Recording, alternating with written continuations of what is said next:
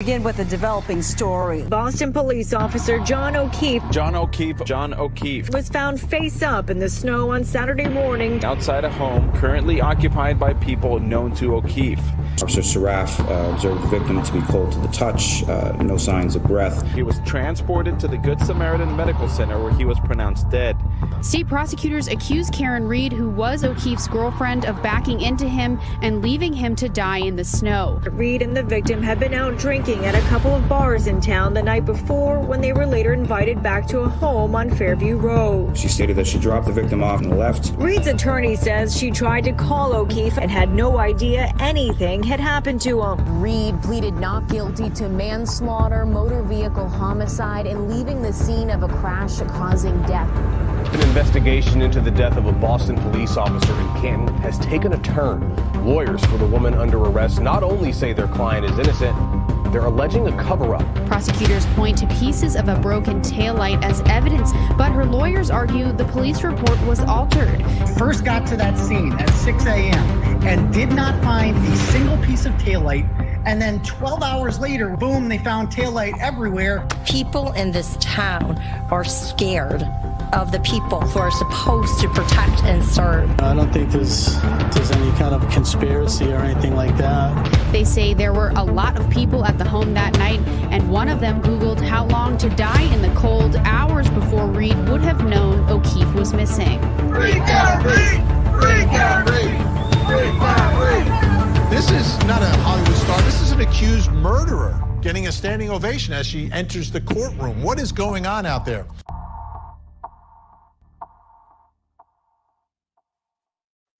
Welcome to the Young Jurks tonight. Mike Crawford. We have a special episode tonight. Took a few nights off, refresh. After that last big show, a surprise show. We had 3 shows last week, was it? When Turtle Boy got arrested was the final show that evening. Been a few days. A lot has happened. We're still covering, obviously, Karen Reed and Turtle Boy.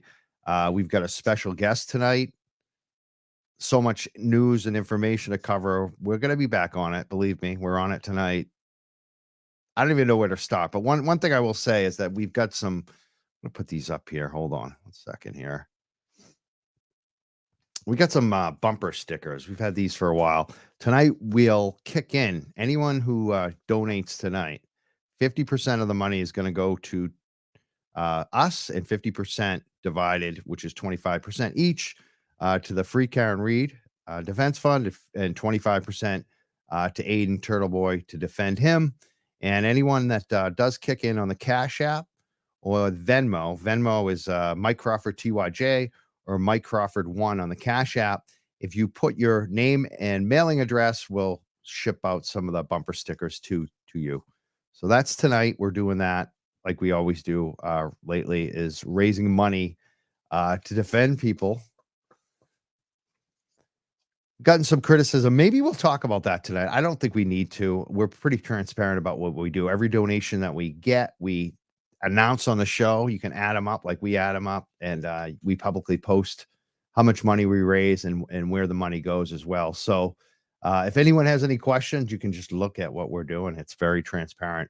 But I want to get to the guests because there's so much going on with Free Karen Reed and Turtle Boy and all of the things that are happening this week, court cases, maybe court hearings with Turtle Boy. There's going to be a big hearing on Tuesday night, select board hearing that will be broadcasting. They're going to open public comment again. There's other things that are going on. There's a fundraising event on Saturday night. But right now, I want to bring up from the 13th Juror podcast, what everyone's waiting for, this great guest that we have. She's got a Twitter. She's got a YouTube. She's got iTunes and all those other places. A great podcast. A lot of people know her from iTunes. 13th Juror podcast. She just came out with episode number 5 of Crisis in Canton. And that's what we kicked it off tonight with the trailer from that series. She does a lot of true crime podcasting and as well YouTubing. And we all follow her. She breaks down things. She's really looks into things and has a great podcast. So we're really happy to have her up on the show tonight. We're going to bring her up right now. Hey, Brandy, how you doing? Hello, I'm good. How are you? Awesome. Are you nervous? You're not nervous. No, my dog was doing something. I was like, oh gosh, they're going to be able to hear her. But I think I've got, I threw her a treat. So I think she's good. Okay, We love good. that. I got Okay, 3 good. dogs upstairs. Only one is mine. We do dog care business, so we love dogs. Oh, okay. They're always around Okay. us making noise on our show. So Okay. no yeah, worries 'cause on that. She might start whining again in a minute when her treat's gone. So it'll be all right. But thank you for having me. I'm glad to be here. Oh, thank you for being here. Tell us about yourself. How did you get into podcasting and you're 13th Juror? So I've always been really into true crime stuff, and I've always listened to all the podcasts and watched all the shows and done all the things. It's always, I mean, life is, stranger than fiction. So I've always been really into it. I was on medical leave. I went through cancer and I couldn't work. I was on medical leave. And because when I'm stuck in the house and can't go anywhere, I needed somewhere to direct my energy. So I started making charts and stuff to, pulling all the court records and documents and making charts on, some of the complicated cases. And I would get in Facebook discussion groups and stuff. And I did one with the Murdaugh trial, and somebody in the Facebook discussion group was like, hey, could you post that on Twitter? And I was like, well, I don't know what, I don't have a Twitter, but okay. So I did it and it went viral. And then all of a sudden everything kind of blew up from that. So that's kind of how I started the YouTube and the podcast. I like taking the complicated cases and mapping everything out and making sense of it. Yeah, you do that right on your Twitter. I mean, even for folks like myself that don't have as much time to listen to everyone's podcast, I'm trying to just even keep up with my own. But I follow you on Twitter while I'm walking dogs all day. I read all the posts that you really do break it down. Yeah, I think with stuff like this one, especially with the controversial ones, I want so much to focus, because when they're controversial like this, the emotions get a hold of people. And so I want so much to focus on the logistics of everything and the facts and okay, well, what do we know for a fact happened? And then when there's this much information too, when you layer it all on top of each other, so many things come out. But it's super time consuming. So not a lot of people, not many people that I've ever seen will take the time to do it, because it's super, I live here now. This chair right here is where I live. This is, it takes up a lot of time, but I feel like the devil's in the details, and that's the best way to find everything. That's what I love about this whole Karen Reed thing, actually, is so many stuff. My show has covered different issues. Most recently, cannabis workers getting screwed locally, and it felt like it was all on us. And with this case, it's like so many other people who were kind of leading it. And for us, we can just kind of talk to everyone and spread the word and help support it, versus being, so depressed when things don't go our way, as, we're the only ones doing it. With this, do you feel like your podcast has really taken off? Has this Karen Reed thing really helped your podcast, or was it already kicking butt before this? Well, my podcast, I have the jury duty episodes. So it's recaps of current trials and stuff. And I've been wanting to do a deep dive, and I was originally planning on doing one. An old friend of mine was murdered, and I was going to do one on her murderer, because I believe they got the wrong guy. I'm convinced. And I was going to do it on that. But I had talked to his wife, and they're in the process of doing an appeal. So they had asked me to hold off on it. So I was like, okay, well, I already had that kind of situation in my head. So I decided I found this one. People kept sending me this one. Leah Baker, this main one, the main reason that I've been involved in this at all, I think Leah tagged me on everything there is to tag on Twitter and asked me to get involved and start looking at it. So, and I looked at it and I was like, oh my gosh, everybody hates each other over this one. So this is perfect. I want to, if there's this much emotion behind it, then there's something that's going on. There's something to it. So I started, kind of looking around a little bit, and I always try to go to the two loudest in the room, which obviously is, at that time was Turtle Boy was, the loudest in the room on this side. And then, oh God, Wendy Murphy on this side. And, trying to kind of listen to, the two loudest in the room and what their positions are. And then after that, then I do all the research myself and try to form my own opinions. So the conspiracy in Canton part of the podcast is the first deep dive, and it has like taken off on the podcast side of it, but it's been good. I can tell. You just released part 5 yesterday, right? Yeah, it's all running together. Yeah, I stayed up all night Friday night and finished it and released it yesterday morning. And what is part 5? Like, what's in part 5 that's new that you haven't covered so far? Part 5 is the 10 minutes that Karen's car is in front of the house on Fairview Road. So I took all of the, I took the Commonwealth theory and, like layered it in, and then I took the defense's theory and I compared it to what we know. I have, it's basically all of the data. So, I took a look at, I call it like the anchor data, the things that you can't argue with. Like there's this text that came at this time, this call that came at this time. That's what I call the anchor data, because there's no arguing over it. But there are things that are, data that's open to interpretation, and that's where the experts come in. So I went over, the 2 forms of data that we're getting, which are the location and the Apple Health data, don't corroborate each other. Like one has to be wrong, or whatever. So I went over some of that, and then basically laid out both theories, and to see what worked and what didn't. It was a lot. Yes. And like with the Karen Reed, you call it conspiracy. Why do you call it a conspiracy? Why? How did you get there? When I first started looking into it, I was hearing that, there's a conspiracy because there's this huge cover up. And then I was hearing that from one side. And then on the other side, I was hearing, well, this is a conspiracy from the defense because they're paying people to spread the word that, this is just, bad cops and all of this. So both sides were accusing the other side of a conspiracy. So I was like, okay, so whatever we're doing, there's a conspiracy. So let's, dig in and see which side is right. And I've taken some shit for that, for naming it that, because the people who are automatically like,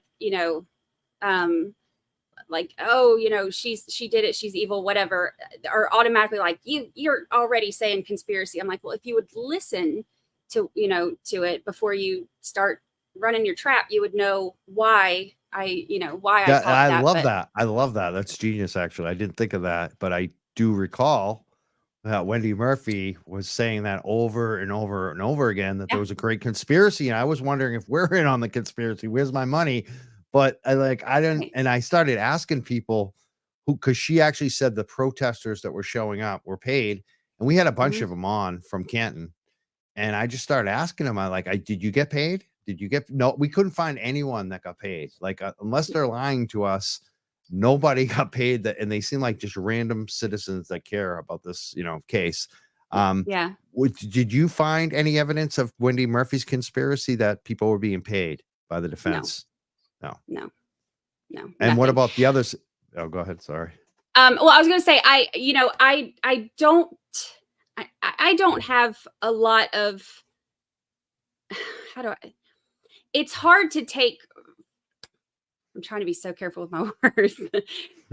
It's hard for me to take much of what she said seriously, because I watched her on that Surviving the Survivor episode where, she was accusing Turtle Boy of that before Turtle Boy came on. And then when they brought him on, then all of a sudden she changed her story and wasn't saying that anymore. And it's kind of like, if you're going to run your mouth about it, and then the person shows up and you stop running your mouth about it and you keep changing the subject, that just, to me, kind of destroys credibility. Absolutely. And we see a lot of that too with well, actually, before we even get to Jennifer, I want to what about the conspiracy on the other side? Like, what have you found that kind of backs up, the Turtle Boy side? Yeah, I mean, like the thing about this is that there's so many things, like the changing of the police report without telling them. If they had not gotten that copy of the police report from the other county, in the beginning, they never would have known that this was, that anything was changed. And one of the main things that I thought is crazy that they changed it on there is Brian Albert's phone number. Why would they change Brian Albert's phone number on there? And then, the pictures, and then having, the whole thing about, oh my gosh, I streamed when they were doing the hearing. And when Lally said, Proctor doesn't have, he doesn't have a close relationship with the McCabe's and the Alberts. And I was like blown away. I'm like, anybody with, at least one working eyeball and a Google search can see, or a Facebook search can see that he's close to them. And so it blew my mind that these were things that are so obvious, maybe not like obvious, like out in the open, but obvious as soon as you like find them. This is public information, which is, and to deny it in open court was just the hardest thing for me to really open, to understand, I guess, because it blew my mind that knowing that everybody, and even the court laughed. It blew my mind that even knowing that, everybody has seen this is now out here on the internet, they still denied it. And that just blew my mind. Yeah, you're getting a lot of great comments here. Kyle wrote, "This woman's product is incredible." Thank you. Lauren writes, "Brandy, I absolutely love your podcast. You do such an amazing job." We're getting like lots of comments like that. I could just keep reading them. Thank you so much. I appreciate that.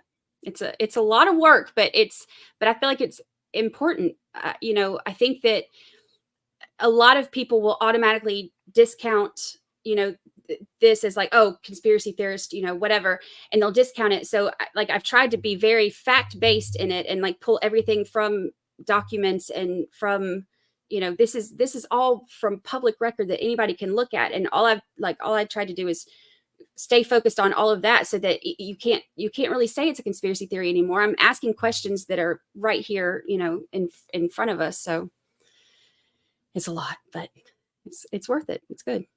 It is. Getting the word out there.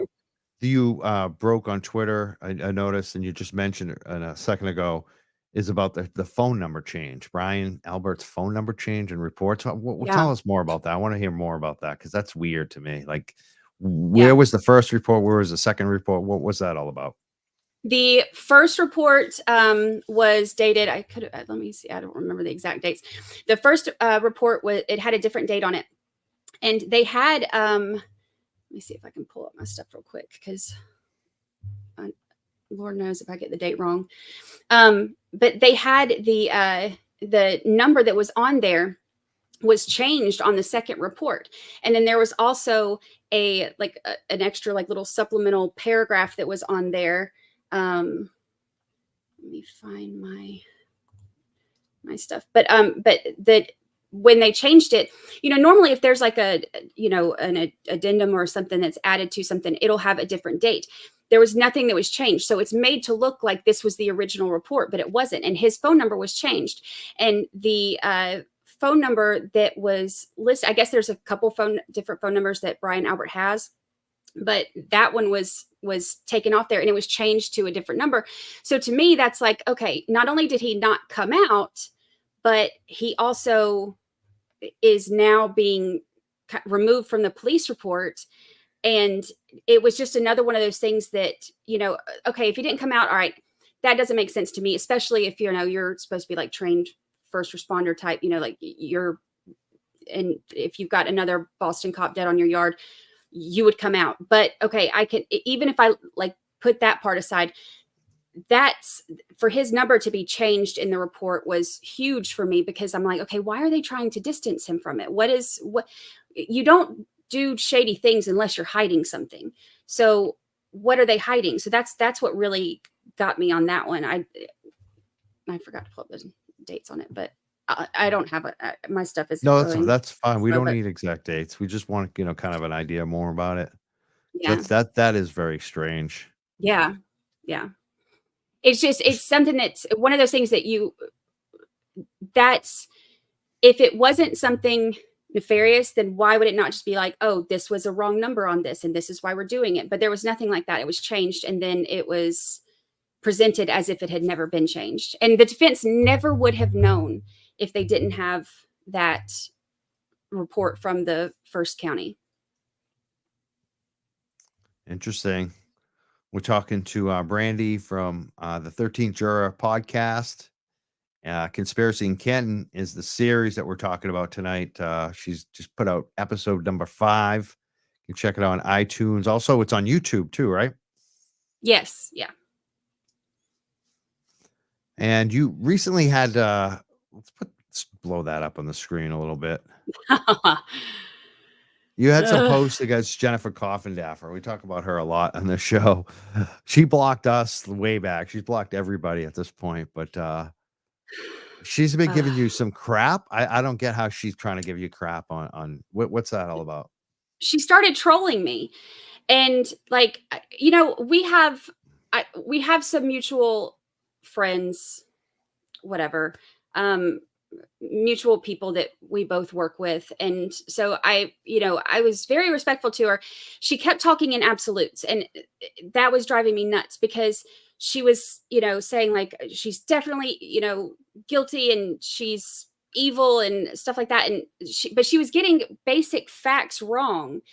And look, I get it. Like, this is a very complicated case. So there are going to be things that some of us can, like mess up on or slip up on, whatever. I get it. But if you're going to speak in absolutes, you have to have facts right. And she was getting them wrong. And so I was trying, I know that everybody goes after her. So I was trying to be nice. I was like, look, I really think you should read the documents more if you're going to, like, before you post stuff like this, I really think you should read the documents more. And then she started in on me. Then she was like, well, I read the documents, but at least I understand them. And then she said, people are constantly tagging me on her posts saying, like telling her she needs to listen to my podcast and stuff if she wants to know the facts. And so then she told somebody that she had never heard of me, which is not true because, like I said, we know mutual people. And then she told somebody that that my facts on the case are as rubbish as my credentials. And she said that, what else did she say? She said something about, she said she'd never heard of me, but she said that there are good podcasters out there, but Brandy's not one of them. So I was like, so what is it? Have you not heard of me, or have you listened to me and you think that I'm wrong? Like, you can't have it both ways. And what really sent me off, she blocked me and then is talking all this stuff about me. And, but what really set me off is she said something about how I'm wrong and I don't have any understandings or credentials or whatever. And she said something about, I'm only doing this because Turtle Boy is my prophetic leader or something like that.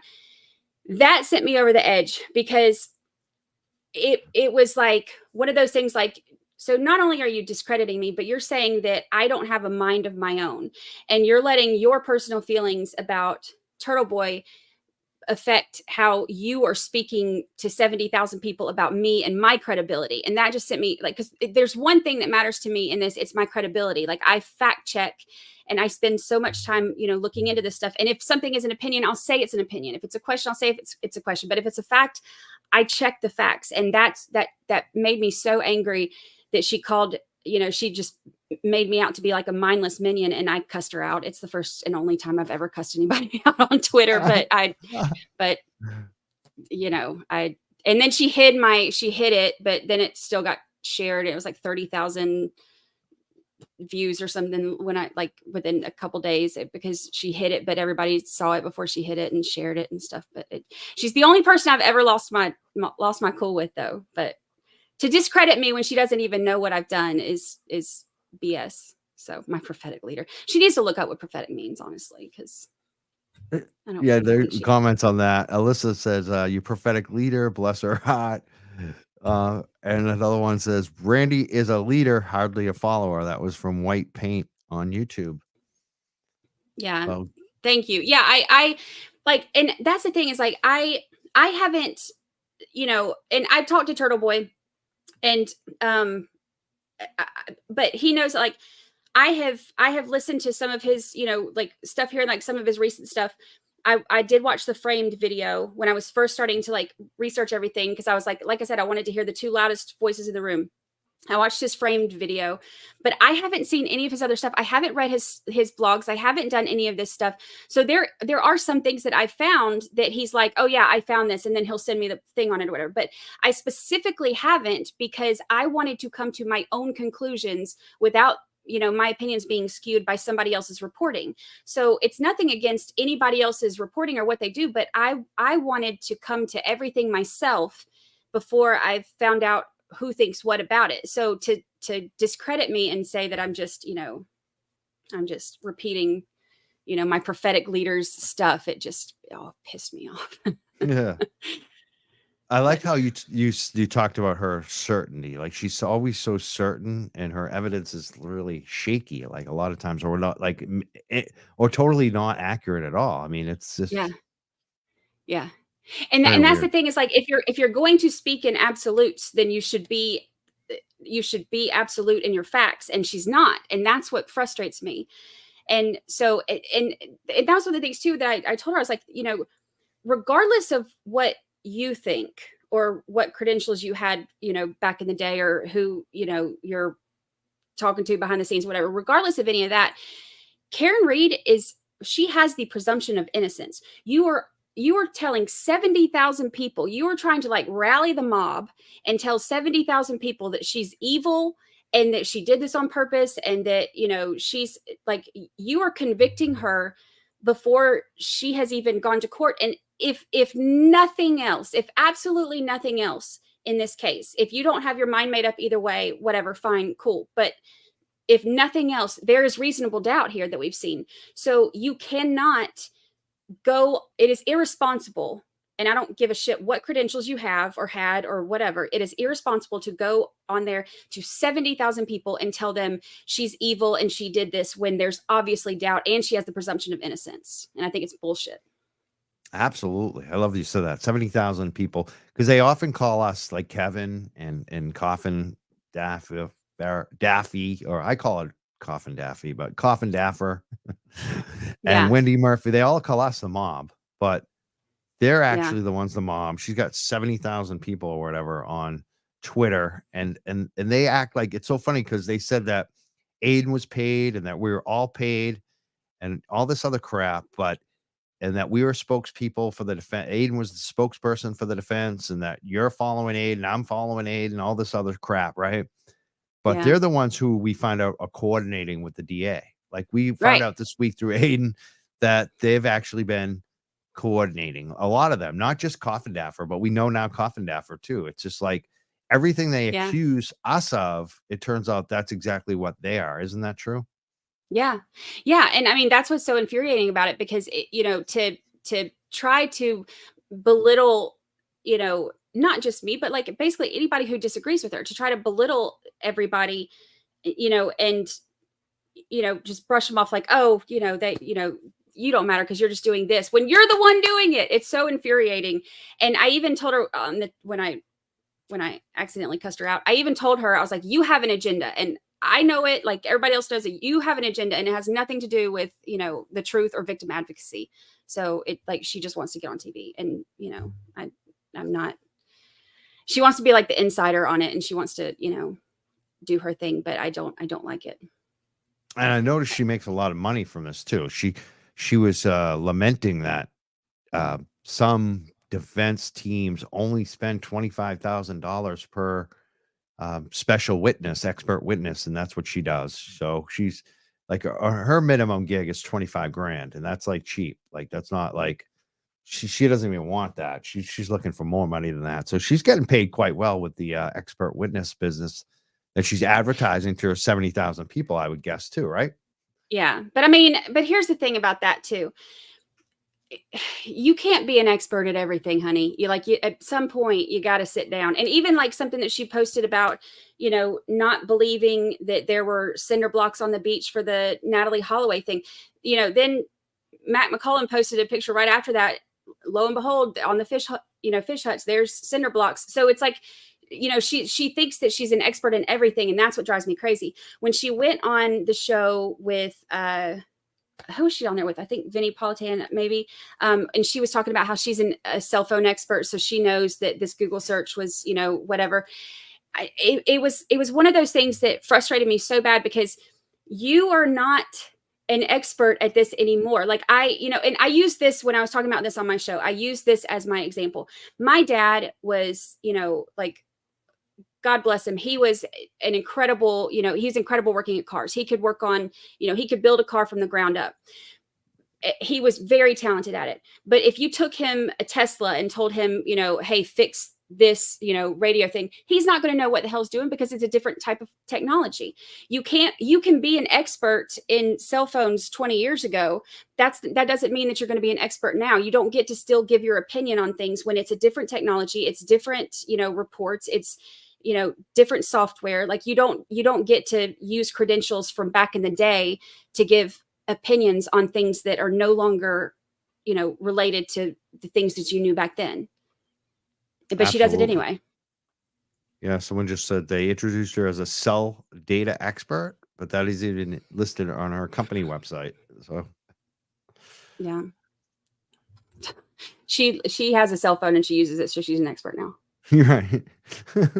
She's an expert. Like, I'm an expert. I produce a show, so I must be an expert too. I get tech skills. Yeah. I don't. I really don't. I don't know how I don't do either. this show. I don't either. I have to, like, every time something goes wrong, I just unplug it and plug it back in and hope for the best. So that's it. That's the key. That's my tech skill. Unplug. I love that. That's exactly what I do. So we're talking to Brandi Churchwell. She's got her podcast, 13th Juror podcast, Crisis in Canton, episode 5 just came out. People should definitely check that out on iTunes right now. I'm sure people have questions too. If you want to ask questions in the chat for Brandi, this would be a good time to do so. I also wanted to ask some other things too. Like, Turtle Boy has recently been arrested. Mm-hmm. I mean, this was a week ago. Now he's got a fundraiser going. He's raising a lot of money already. Like, within even the first 24 hours, I think it was like 50 grand. I don't even know how much it is now, but he's raised a lot of money. He's got a great lawyer. He's going to be in court this week, it looks like. There's so much happening here this week. What do you think about all of that's happened just around him and the fact that they charged him? I've never seen anything like this in my life. Have you, following all these different court cases, have you seen anything that rivals this kind of situation? I haven't. I haven't seen. I haven't. But I can kind of see where people have. First of all, it is nuts that he was like that much money was raised in such a short time for his defense. But I think that there are so many people who do, support him and hang on to everything he says, because he did, there's a lot of us wouldn't know anything about this if it wasn't for Turtle Boy. And I think that he has, like I've said it before, like I respect, a lot of the stuff that he's dug up, and a lot of the, especially the stuff on the connections and, stuff like that between everybody. And I know that, because he is, like I said, the loudest voice in the room, he does get the, love him or hate him, he does get the word out there that there's something happening, and that, and I think that people really appreciate that about him. So it was crazy seeing how much was raised so fast, but I haven't seen anything like that before. No. Yeah, I mean, especially knowing Turtle Boy and his history, it's, he's definitely controversial. He's gone after a lot of people, made a lot of enemies, obviously. Yeah. But he's also, like, for a lot of us, like for me, I was, someone that was always kind of against him, on the other side of him locally, because, some of the people politically were my friends and stuff, and they always wanted me to go after Turtle Boy. And a lot of times I started watching his news stories, his news coverage, especially about the bigger stories, like the state police, even before this, which a story called Troopergate, the Falco canine story. I mean, there was many stories that he's actually broken like this, not as big as Karen Reed, but he's been on the money, way ahead of the curve. Some of those stories turned into national stories, and it's just like, he's done this. That's kind of why I feel like I have trust in him on the big stories, because he's been right. Like, Troopergate was a correct story. He absolutely, like, broke that. way open. It went everywhere. It even went to other police departments. It was basically overtime fraud and a political corruption scandal within the state police. And the feds came in and put people in jail from the state police. So that was all Turtle Boy, and even other stories. There's been so many. Like I'm just generalizing. This guy's done it over and over and over again. He's pissed off a lot of people too, over and over and over again too. So it's kind of, for me, I feel like some comfort in knowing that like this isn't just some guy that doesn't know what he's doing. He does know what he's doing. So yeah. And, he has pissed off a lot of people, and like he does have, because that is one of the first things that people say as soon as, they disagree with me. It's, anybody who, and I've noticed they do this too. I don't know, Olivia, if y'all follow her on Twitter too, she's always, Olivia Nile. Yeah, she's great with, like the documents and the receipts and stuff like that. And like, I always have this thing, like, I don't tweet without receipts. Like I won't tweet anything unless I can, like back it up with why I think that, or, show where it is or whatever. And that's one of the things that I've noticed, like they do it to me, they do it to her, they do it to basically anybody who has, come to any of these, they ask any of these questions or does anything. That's the first thing they do is, like some of the enemies that he's made and some of the people that, dislike him. That's the first thing that they'll do is, be like, oh, you're, you and Turtle Boy, you're, this and this and this. And it's, everything goes back to him. And so and look, I get it. Like he has like a very abrasive style. It's how, it's just who he is. It's how he does things. But one of the things about doing this podcast was I wanted to, I have a different audience than he does. Like we're reaching different people, and I have a very different style than he does. So I'm hoping that, okay, if you don't like him, okay, fine, whatever. Like not everybody has to hold hands and like each other.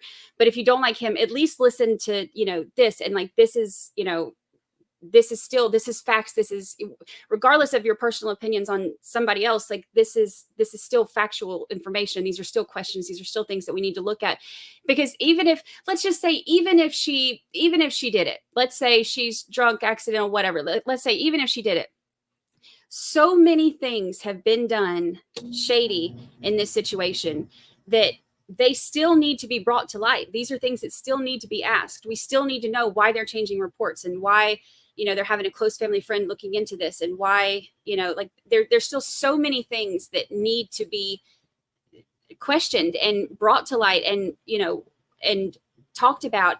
So it drives me nuts that there is that sense of, personal vendetta against, him, that keeps some people from actually taking a look at factual evidence and, having an open mind about it. But so I know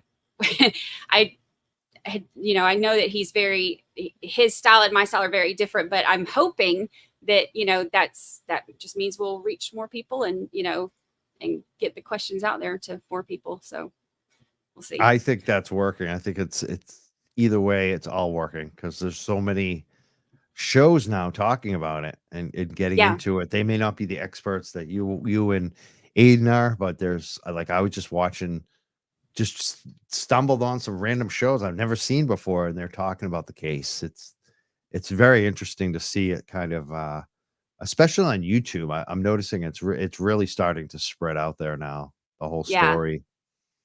Yeah. I think with him getting arrested too, it had that. I think I can't remember because I'm in the Facebook group too. There's a couple of Facebook groups that I'm in for the Karen Reed stuff. And one of them, I think it had like 2,000 people join, like within the first, I don't know. These are not actual statistics, so I'm no, guessing it did. Yeah, it was there's like a couple crazy. different Facebook groups in the main Turtle Boy one for Justice for John O'Keefe and Karen Reed. That got like 2,000 that day, like a new people. So, and it had kind of plateaued too. So like, that was good. It was, and we felt that, like, we did a show that night, and it, like, without Turtle Boy, without like having any preparation, even knowing we're going to do a show that night, we didn't, promote it like we usually do. And we got like a record amount of listeners that night too, like when he got arrested. So like we could feel it. And I think everyone's feeling it now. I think it has backfired. Do you think it, like they've talked about, they may try him on other courts and have him arrested again in other jurisdictions. Do you think they're going to continue with that, or it's going to backfire? Like, what do you think they're thinking right now, the DA? I don't know. It's hard to say because Lord knows what a normal DA is thinking is not what's happening in Canton. So it's hard to say. But part of me is like, I always try to like look at everything from both sides. And so part of me is like, okay, well, did they do this so that they can confiscate his stuff and see, who his sources are, or like who he's talking to, or what he knows, or, did they, Olivia Lambeau on X is fantastic. She's all about the documents. But so there's that part of me that's like, okay, are they doing this, and then they're going to drop it? Or is this like, he's been so vocal about things for so long that, he's like, they're wanting to push this as far as they can and try to, get him into as much deep stuff as he can with it. So I don't know. It's hard to know their motives because it's looking at their previous behavior from everything. It's kind of hard to know what their motives are with anything that they're doing. Yeah. It's who knows what they're thinking. It's kind of the wild. So, okay. Dino Kelly right here. Yes. This is funny. So Dino Kelly he's a friend of mine.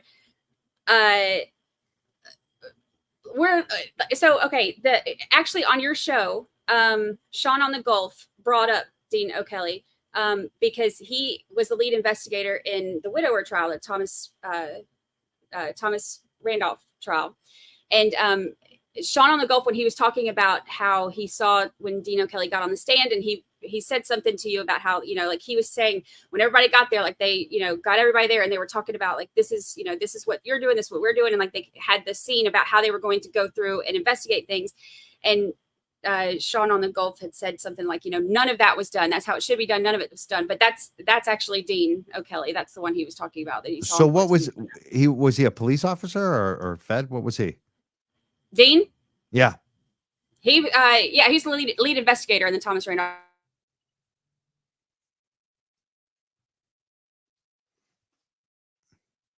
I think we froze. Did Brandy freeze? If you're in the comments watching, let me know if Brandy froze, or was it me? Freeze? No, you're back. Okay. Check your audio. You might want to turn your video off for a second just to see. Let's see. Yes, she did. People are noticing it too. So yeah, let's turn off your. You can usually have to the right on the right of the screen, right top. Right top.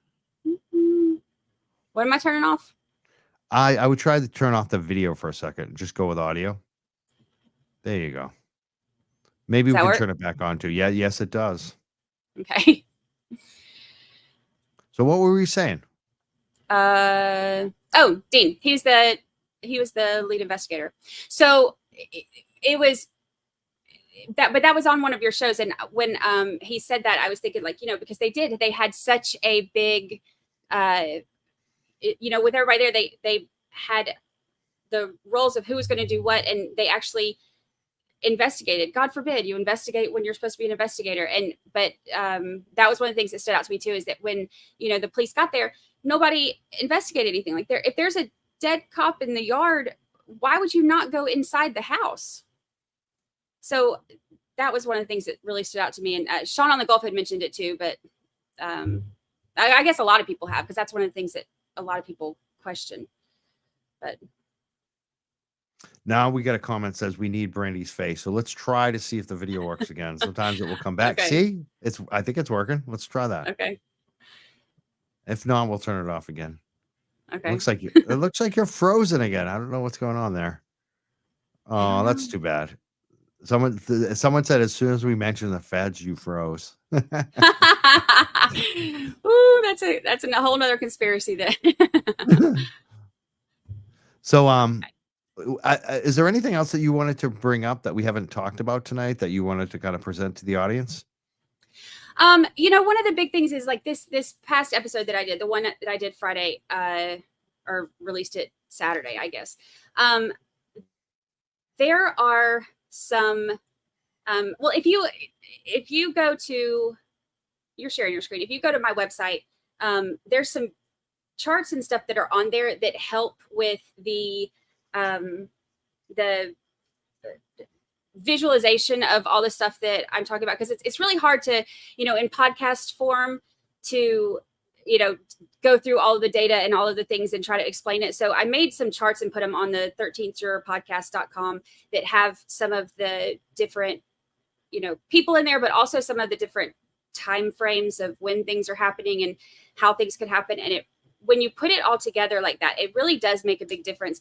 This past episode, one of the main things that stood out to me was if, and one of the things I looked at too is, studies on Apple data, like the step data and how, accurate it is. And the study that I found said it was pretty accurate as far as the steps, but not necessarily the distance. And then I, pulled some testimony from a previous trial of, somebody testifying about step data and its accuracy and that type of thing. But the step data and the GPS data that they're giving us are wrong. But one of the biggest things is, or not wrong, they can't both be right, is what I should say. But one of the biggest things is that, and I tweeted it too, but that time frame that they're giving us, where they're saying that the GPS has her pulling up and parking at, whatever it was, 12:24. And she, that's when the car comes to a stop at 12:24 at the edge of the property. And then she makes impact with him at 12:25. When you put in all of the rest of the stuff that she has in that, there's no possible way that that's what happened, because it goes against first of all, that it's 56 seconds from the time they say she parks till the time that she has impact with him. But on top of that, that would mean that every single statement was wrong. All of the statements that said that, her car stopped and then after a while it moved forward, all of those would be wrong, because they're saying that the car didn't stop, that it didn't stop until it got to the edge of the property. And so all of those statements would be wrong. The car behind her with Ryan Nagel and the other two people, and then Julie Nagel is, standing out at the truck, whatever, standing out there talking to them. She would have had to do that all with a car full of, kids right behind her. And I say kids because I'm old. I know they're like, 20s or something, whatever. But, she would have had to have done all of this and hit them with three kids in the car, another one standing right outside, and none of them saw anything. And Ryan Nagel said that when he pulled off, there was no damage to his car, and he didn't see anybody inside of the car other than her, and the interior light was on. So the timeline that they're giving us based on their data is completely wrong, or impossible, I should say. And one of the other things that really stood out to me, I've had a lot of people, especially on Twitter saying, like, oh, well, this is, car data. Are you saying that the car data is wrong too? This isn't the car data. This is an opinion based on car data, and it says, and other facts. So I get that, like, they're saying this is data, but this isn't data. This is a crash reconstructionist opinion based on data and other factors, but they don't tell us what those other factors are. So it's not the same thing. That's not, that's still open for interpretation, because this is an interpretation. Absolutely. We're going to try to take some phone calls now. If anyone wants to call in, we're putting this number on the screen right now, 978-560-3155. If you have a question for Brandi Churchwell on conspiracy in Canton, or even any of the other cases, or you just want to say thank you, or you might want to make a comment about the show, 978-560-3155. And we're trying to fix something too with the phone lines tonight. People have noted that when we get too many phone calls, the beeping is very annoying. I think we figured out how to turn that off. So I want to test that out tonight. Give us a call right now if you're listening. I'm going to put it right on the screen. 978-560-3155. If you want to call in and you have a question for Brandi or a comment on the show tonight. I guess, you know what else I want to mention too is that we're doing a fundraiser like we always do, 25% to free Karen Reed, the fund for her defense, as well as free Aiden from Turtle Boy, that defense fund, 25% each and 50% to our show. We have had some donations tonight. I want to thank them for donating. Tracy sent $50. She made a comment. We'll read Tracy's comment in a second. We'll get back to that. We got a phone call. Let's get the oh wow, and it worked. It worked on the first. You know what, actually, listener, right now you have us going in the background. Turn off your radio so we can let you on the show. I know you can hear us. Turn it off. All right, let's get this listener on the line. All right, you're on the show live. What do you got for us? Hey, I'm a huge fan of Brandy. I live actually right around the corner from where this is going on. It's absolutely madness. The conspiracy in Canton is a perfect title for what's actually happening. Thanks for giving her a platform. It's just, around here is a small town madness. I don't know. Would you not be afraid to say your name? I can give my Twitter handle. Okay. Yeah. What's your Twitter handle? Lizzie Bones. Yeah. What is it? Lizzie Bones on Twitter. Lizzie Bones. Yeah. Yeah. I appreciate that. I've had a lot of locals. Yeah, I've had a lot of locals reach out that have said, that because a lot of locals were actually kind of very weary about me in the beginning because they were like, all right, who is this girl from down south, thinking she's going to come in here and know anything. So I had, but in the beginning, I had a lot of locals that were pretty rough on me, but I appreciate that because I know that, to live in the area, I know that, it's obviously much more, personal to y'all. So I appreciate that. Yeah, honestly, I have to be honest. Like I heard of you like through the Murdaugh trial. Like I'm a true crime fan, all that. So when you started to cover this, I was like, oh my God, thank God, thankfully somebody with like an actual brain in their head is coming, to save us. But yeah, I don't know. It's really because this is crazy. The facts are the facts, like you said.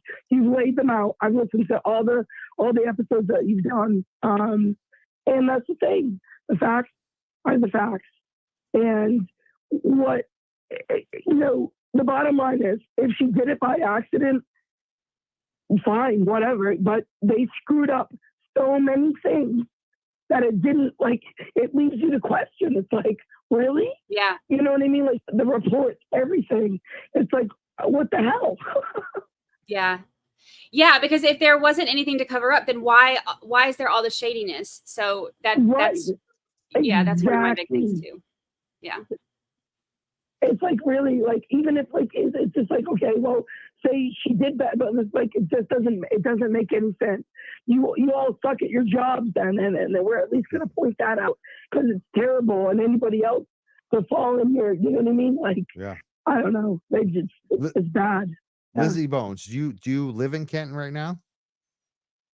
I actually live like 5 minutes out. Outside. So Canton like is a one town away. Yeah, it's like a weird. Yeah, it's like a weird spot where like it intersects between like a few towns. But yeah, I got in my car. It'd be there in like 5 minutes. Yeah. Awesome, because I was going to ask you about the town referendum coming up. They got the town meeting that they just gathered signatures for. Yep. Have you been following all the hearings too? Yeah, so it's funny because you actually posted the town meeting. And I watched it on your feed, and I was like, which I thought was pretty interesting. The whole thing is like, so I don't live technically in Canton, but like when I go out to drink or eat, you're in Canton. It's in Canton. Yep. Exactly. It's a waterfall or it's with McCarthy's, like all of the places, like which is like really creepy. So like, I don't know, it's just weird to like go into those places and be like, wait a minute, like, I don't know, just knowing what happened. Yeah, weird. Thank you so much for calling in tonight, Lizzie Bone. Do you have any final comments or thoughts before we move on? No, man. I just want to thank you for doing what you do, and Brandy as well. Keep it going, because without you guys, we may not have the truth. So let's go. Thank you so much. We're the Young Jurks. We got a phone line tonight. People can call in 978-560-3155. We have Lizzie. I mean, we just had Lizzie on the phone. We're with Brandi Church. She's got the 13th Juror podcast. 5th episode just came out. Conspiracy in Canton, it's called. Definitely check it out if you haven't. We're getting more people are sending money, which I really appreciate tonight. The donations. I think both the cause, for Aiden, as well as Free Karen Reed, but also the quality of the guests tonight. People really like this show. So I really want to thank Brandi Churchwell for being here tonight. Brandi, are you still there? Thank you. Yes, I'm here. Awesome.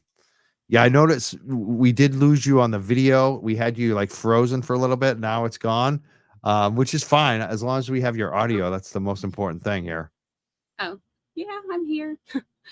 Yes. And you wouldn't believe all the stuff that happens on the show sometimes. Sometimes my system shuts down. Sometimes my computer, and sometimes it's my actual studio equipment. It's like anything could go wrong when we're live. So. I know how that goes. Yeah. Which makes it kind of fun if you just like relax. Like if you get freaked out, I used to get so mad. Like way back in the day, I used to yell at my producers, but now I'm the producer, so I'm gonna yell at myself. I mean, that's yeah. I just yell at my dog. No, I'm just joking. I don't. No, my dogs yell at me. That's right. They yell at me. So I'm really happy to have you here tonight. Can you give kind of a rundown on how people can follow you, subscribe to you, and all of that, Brandi?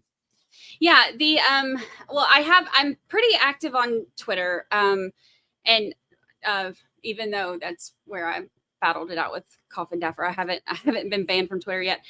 So my Twitter handle is @Brandi in Church, and then I have my YouTube is under my name, under Brandi Churchwell. During the week, I stream trials and stuff during the day. And then, so the podcast has been something that I've been working on in the evenings and weekends, and which means I don't sleep anymore. But the podcast, I do have the episodes available on the YouTube, but they are also on like Apple, iTunes and Spotify and pretty much everywhere else. And the way that it works too, if y'all do listen and you like it, if you could give me, like reviews on there and then share it with people, that's the best way to get it around. I've only had 2 bad reviews, and I'm pretty sure one of them was Coffin Daffer, because somebody pointed this out to me on Twitter, but the way that it was worded was it was like hum, and it was like, but it was HMM period. And that's exactly what she did in her response to me too on something. And I was like, oh, and then she complained about it being a conspiracy. So I think one of them might have been her actually, but I've only had 2 bad ones, and they were both, like mad about me saying that there's, that there's possibly a conspiracy. But other than that, the reviews have been great. So, but those help, and it's on pretty much anywhere you get podcasts. I'm going to go give you a review tonight on Spotify and Apple iTunes. I think everyone should. Also give us reviews too on the iTunes and Spotify. Really appreciate those. And even the negative ones help us. I always love the trolls. They help us in every way. We should pay them, actually. We have a 617. We have a Massachusetts. This is my area code. Well, my old area code. I'm still in Massachusetts. We have like a couple area codes, but 617 is like the Boston old school area code. Who's on the phone right now from 617 area code? I am. Oh no, is it a crank call? Who is this? This is Kathy. Oh, Kathy, you sound fine now. Kathy, what do you have for us tonight? Oh, okay. I just have a couple of questions. First, I want to tell you I've been following you for a couple of weeks now. I've followed Aiden since April. I think I know pretty much I'm following quite a few people now. So I think I have quite a few of the facts down, but I do have some legal questions. My first one is, because of all the inconsistencies, the discrepancies on the state's part, is there any grounds for prosecutorial misconduct or even perjury? I would think that Lally committed perjury. He lied to the judge a few times. Can you help me out on that? Brandy, do you want to respond to that first? Well, I will say I'm not a lawyer, but I do know that there were a few times that I thought, like, man, this would have to be, this would have to be one of those situations. One of the things is too, and I mentioned this one in the episode 5, when Lally said, when the juror asked at the grand jury had asked Brian Albert about the cameras, and Lally, like interjected himself and said, something about like, oh, well, did your wife give you cameras for whatever? So that right there was proof, and that's not on any statement anywhere. So that right there is proof that they are withholding information that didn't go to the defense. And so, and that is exactly what prosecutorial misconduct is. So I think that it could be definitely a possibility that it could be something that they should do, but will they do it? No, they're all scratching each other's backs. So I don't think that, unfortunately, I don't see it happening, but I think it should. Brandy, this is the first time I've heard you. You're very interesting. I really like how you present yourself, how you're very much the facts. I'm going to be following you now. Well, thank you. I appreciate it. I also wanted to ask, as far as Proctor is concerned, the state trooper. Yes. He seems to have lied and changed a lot of dates, a lot of reports. I can't get over the fact that he didn't take notes. He didn't record any of his interviews. I just don't get it. And how can he get away with this? And does it, because he works for Morrissey, the DA, does this put Morrissey in deep shit? In trouble? What do you think about the rumor that has been around since April, actually, and I heard it before April, that the FBI was investigating the DA's office? Have you heard anything about that?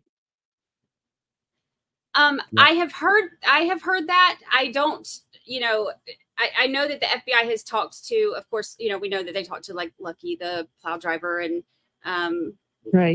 stuff like that. I have heard that, but since I don't have any, I don't have enough to go. I've heard a few things actually that are going to be coming up in one of my episodes about some of the behind the scenes stuff that I've been getting a lot of information about, but I'm not positive. But as far as Proctor, I have started looking into some of his previous cases too, to compare some of that stuff. And I have not, like, the number of mistakes that they call it mistakes that he's made in these documents from the other ones that I have been able to find. I have not been able to find anything with a bunch of spelling mistakes, with a bunch of timing mistakes. I understand.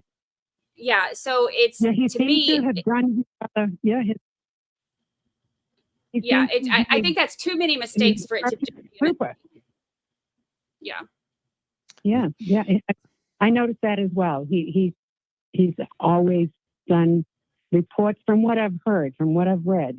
He's always been right on target with his reports, and he's had no problem. And I don't know, I can't remember. I don't know if he was involved in the Sandra Birchmore, whatever her name is. There was a case in, I believe it was Stoughton. And a lot of the same people that are now involved in this case were involved then, and that didn't end well.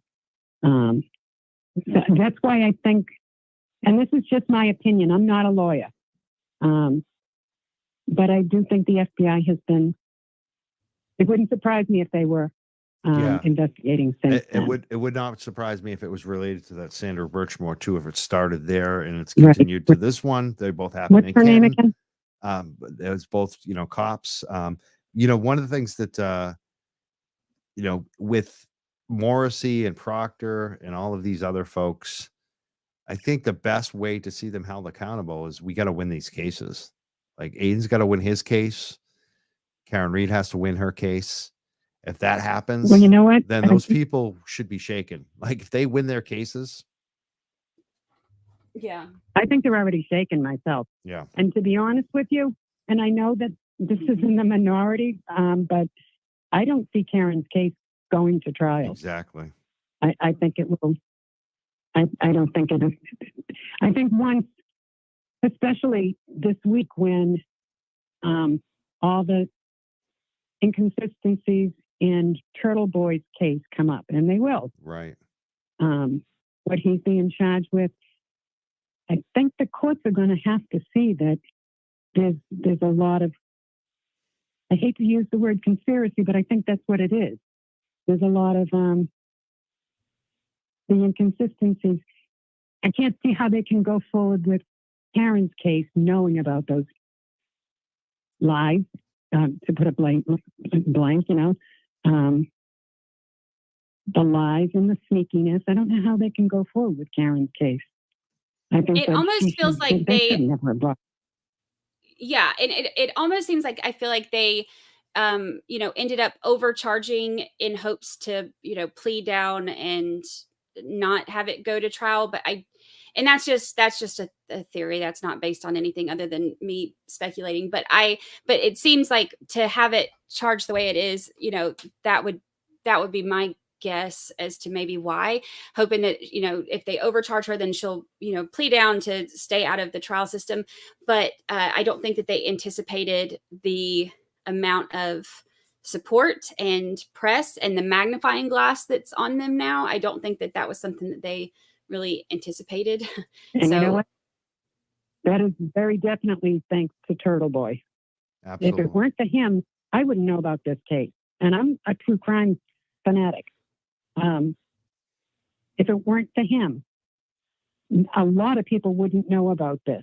So for him to go to court this week, I think it's going to turn into a major thing, and it's going to have an effect on Karen's case. At least I hope it does, because I don't think she should have even gone to court in the first place. She shouldn't have been charged in the first place.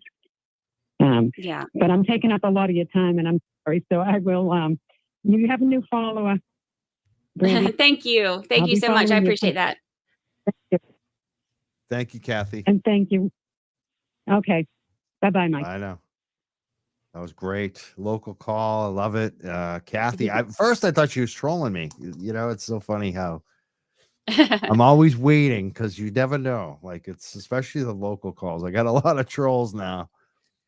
Oh, yeah. And we have no screening. It's fun. It's fun to get the calls. I love that.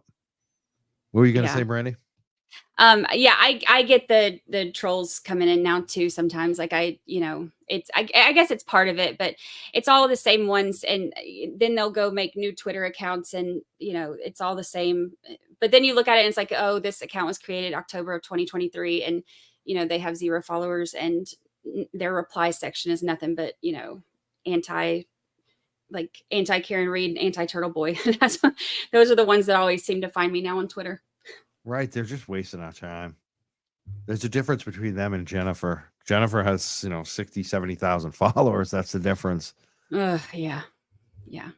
Hi, the Glare. Hi. Hello. I know the Glare is watching. That's awesome. I like him. He's funny. He's got a good show too. Yeah. Another YouTuber. There's so many good YouTube shows that we've discovered because of Turtle Boy in this case, and some awful people too, like we've talked about. Yeah. Tonight. Yeah. I think that this has been one of those things that a lot of people are very, very set on their side. So minds are made up, and they get very emotional about it. And so I think that needs to bring out some of the troll stuff, like when people are so convinced and they don't want to hear anything else. So we have another caller, but you have your computer on in the background. Please turn down your computer so we can bring you up, please. All right. You're on the show. What's your name? Who's calling? How are you? Good. 617. Kevin McMichaels. How are you? Kevin, how you doing? I'm good. Did you donate to Black Lives Matter? Oh, you're that guy. Oh God. I'm just asking. Oh man, we're not. We're gonna mark Kevin's phone number. Kevin's like the local like neo-Nazi guy. Like, yeah, I do support Black Lives Matter. I know, but we're not getting into that tonight, Kevin. We got new trolls coming out. Like this guy, he's just like a random Twitter guy, and now he's oh my God, dude. You need help, Kevin. Really? We're just talking about getting trolled. Oh, I got Notorious Vog. Me and Notorious Vog are gonna have some fun on this one. We got the phone number up. Is that him again? Is that? Of course it is.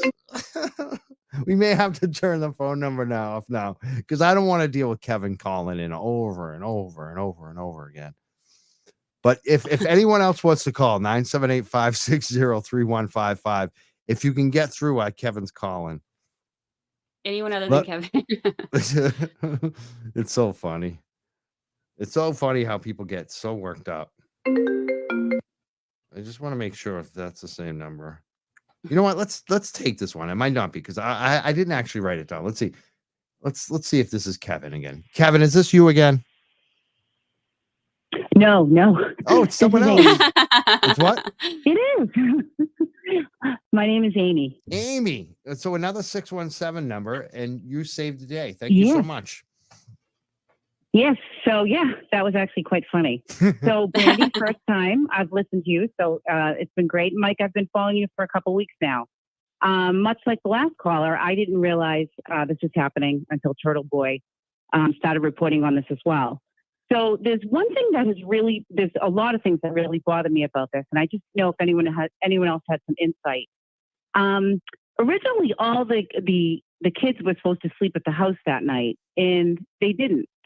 So, Ryan Nagel shows up to pick up his sister. His sister says, I'm going to sleep over, and Jen drives them home. Jen McCabe drives them home a few hours later. Has anyone read anything or seen anything as to why they didn't stay? I do feel like it was like, let's get everyone out of the house. Let's try to protect the kids. Again, the misspelling in the police reports, as Brandy stated, things like that. So I didn't know if anyone had any insight. That's something that's bothered me too, because for her to call the brother and tell him, hey, come get, like this is when it's starting to snow. The biggest, snowstorm is on the way. And, and then to tell him, oh, you know what, never mind. I'm just going to hold tight right here.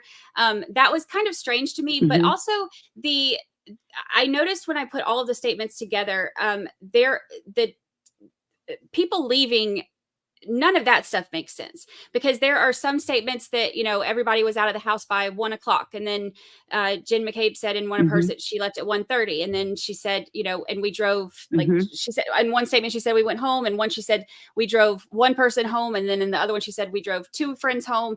So that has been inconsistent. Also, even her, she left at 1:30 because we know she didn't leave until 1:47. And then Ryan Higgins leaving at, who goes to do clerical work at the police department at 1:30 a.m. after being at the bar with everybody, during a, again, like this is this snowstorm that's coming in. So that didn't make sense to me either. So everything about people being there and leaving is really weird to me. And correct me if I'm wrong, but I did just read recently, so I probably should have this up. So again, I'm sure I'll be corrected. Wasn't there something mentioned about Sarah Levinson and Brian Albert and Jen McCabe saying, we are going to, at the grand jury testimony, we told her we'd say she wasn't there. Does anyone else remember that? I'll have to go back to the paperwork, that I've seen. So I just didn't know if anyone else sort of remembered reading that or hearing that or seeing it. I'm not into rumors. I didn't make that up. No. I really do believe I read that somewhere. I'm like, I don't want to start this whole rumor mill thing, but I No. thought that that's what Brian Albert and Jen McCabe said to the grand jury. I don't know. Yeah, there was I don't have it in front of me either, but I know that there was something in it Yeah. because I think it was in like one of the little like footnotes on something that I read on Right. one of the things. Okay. But I don't remember what Okay. file, but yeah, I'm not I sure. remember something Okay. with that. And then because there were a few things that came out Mm. in the grand jury that, of course we can't get all of the grand jury information, but there's been things that have been referenced in the files. So, that's kind of where I try to like hang on to that as much as I can, like getting as much of that information as I can, because there's a lot of stuff that, came out during that we haven't got to hear yet. And it's not looking great for a lot of the people Yeah, involved. it's interesting. I'm looking forward. Yeah, I feel bad for the younger kids. I really do. I know, maybe other people don't. I do feel bad for them. They're victims of circumstance, and it's like, now what? Are their lives going to be ruined? And I'm anxiously awaiting to hear, that whole why did they go home? So that's something that's always bothered me, amongst many other things. Well, thank you very much for taking my call. And much like the last call, you have another follower. So I'm looking forward to it. Thank you so much. Thank you so Amy. much. All right, guys. Awesome. We've got some great calls tonight. It's been fun. You keep coming in. Do you want to take another one, Brandy? Sure. It's a 901 area number. I don't even know where that is. Who's calling in now? Hey, this is Allie B from Tennessee. Allie, how you doing? Hi, Allie B. Can y'all hear me? Yes. Yes. Okay. All right. So I'm behind on this, but I am curious on the jury. Where do you think that they will select the jury from? Because I would think that the locals wouldn't want that. So do you think they're going to go outside of that town, or what are your thoughts? I think that it's a possibility because of all of the, between the protesting and the signs and, the billboard. If it does end up getting to trial, which I know that there's kind of like, some people are split on if it will or not. But I think that if it does, there is a possibility that they might have to, and a lot of people don't pay attention to what's going on around them, and I get that, but this has been, because there are so many protests and it is so people are so vocal about it, then I think they might end up having to move but then again, I don't know, because they're not going to want to move they're going to want all the control they can over. That's what I was going to say. I would think the other way, that they won't actually move it. In this case, like you would think they would for all those reasons, but because of the control, and also because this is already kind of a conservative area. If you look at it, it's an area where a lot of police live. So they have their contingent too. You know what I mean? Like if you know this area locally. So I think that, someone just posted, it could be Plymouth or Barnstable County, and that it could be, because those areas are also similar, but this is not Boston where you're going to have social, justice warriors. It's not that area. So I think that this, we had Brian on the show, who's an estate attorney. He doesn't do criminal defense, but he's like me. He knows the local area and how things run. And he also thinks that it's probably going to be the low information local person that's going to be on the jury, because someone who's smarter probably doesn't want to be on this jury for 2 weeks to a month and be possibly sequestered. So, and a lot of people do know about this at this point. So it's going to be interesting. It may not be the type of jury that we want for Karen Reed, unfortunately, but I think that she has a good chance still. Thank you so much for calling. Awesome. All right. Thanks, all. Bye. Allie B from Tennessee. That was interesting. We're getting calls from, Thank you so much for being here tonight. Oh, we just ran off the hook. I can't even stop. I'm trying to turn it off, but let's take this one. Another one. 603. Who's on the phone right now? This is Johnny. Good show tonight, Mike. Thanks for having Brandy on. Brandy, I'm a new subscriber about a few weeks ago to your pod. And thank you. Great. You do a great job. So anyway, there's something that bugs me, and Brandy mentioned it earlier, was about the closed circuit TV cameras on Brian Albert's house, and then how Lally had interjected himself into the question to the grand jury. And he said Brian said he got the as a Christmas gift from his wife. Well, this guy's a murder cop, so he probably was upgrading to a different one, or a better one, and some sort of Google one that was mentioned specifically. If he was a murder cop, he had other cameras that he was probably upgrading to, but Lally specifically was asked by the judge to produce the records from this Google camera, which he said wasn't in. I think they should have asked him, and I'm surprised that Jackson didn't jump on it, say, any camera that you had attached to your house during such and such a period of time, which would have precluded this one he said that he got as a Christmas gift. Because I'm sure, like I say, that he had cameras on his house prior to the Christmas gift. Yeah, I agree. I mean, the one that he has, I know that they had requested the, any account information for it, any startup information for it, and all of that. But I thought the same thing, because they were very specific about the Google Nest one, but they didn't subpoena, any kind of ring information associated to his name or his address or his, email address, to where you have to have everything kind of on there. But also, that's one of the things that I think, if with him not wanting to have his phone turned in, if he had a Ring camera that was on his phone, they're going to be able to see that. So if that, that's another thing, like if he's not wanting to turn that in, that maybe that's, part of it too, because if they do get his phone, then they'll be able to see if he had that app, with any of the other camera services before he got this one. Or if he had that one. I'm surprised that he was Sneaky Lally was so specific as to the Google Nest. Well, maybe before that he had a Google something that wasn't a Google Nest. That's what I'm saying. That he was being specific on purpose in order to divert attention away from maybe this previous one that had been attached to his house. Yeah. Yeah. I think they should have, I get what you're saying. I agree. I think they should have requested any of them, because there's a chance. I feel like, how is he not going to have a camera? To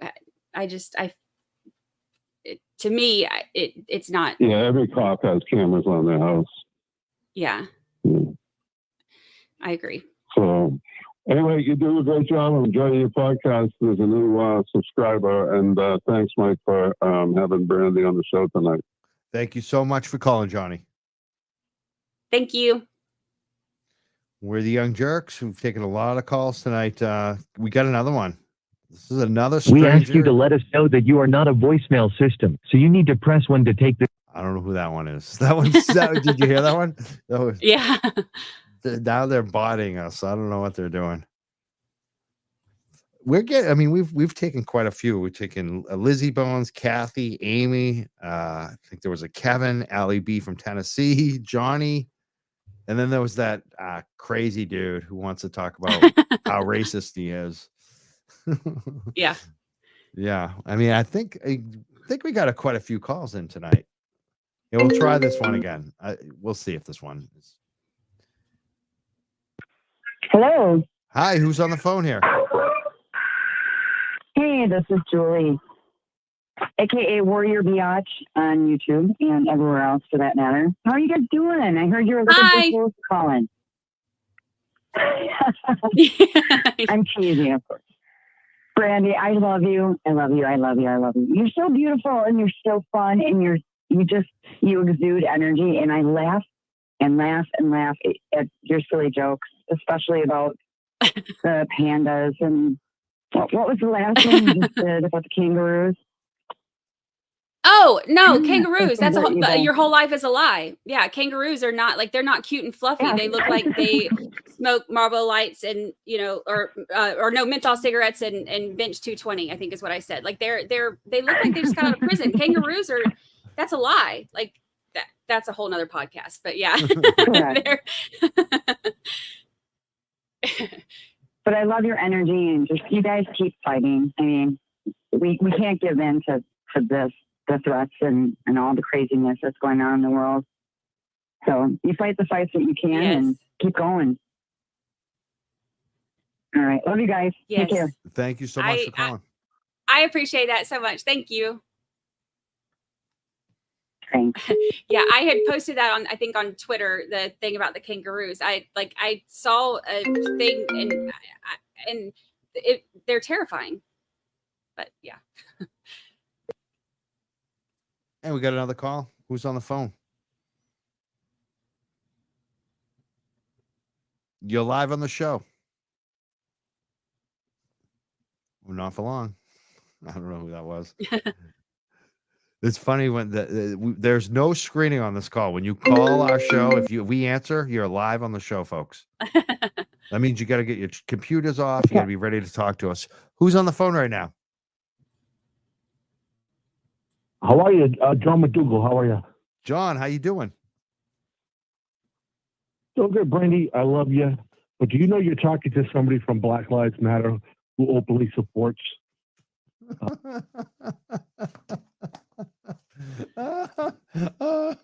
Oh man, that guy. Let's get his number now. Make sure he doesn't. What was his name? John. Poor John. Let's take a Florida. We'll take a Florida call.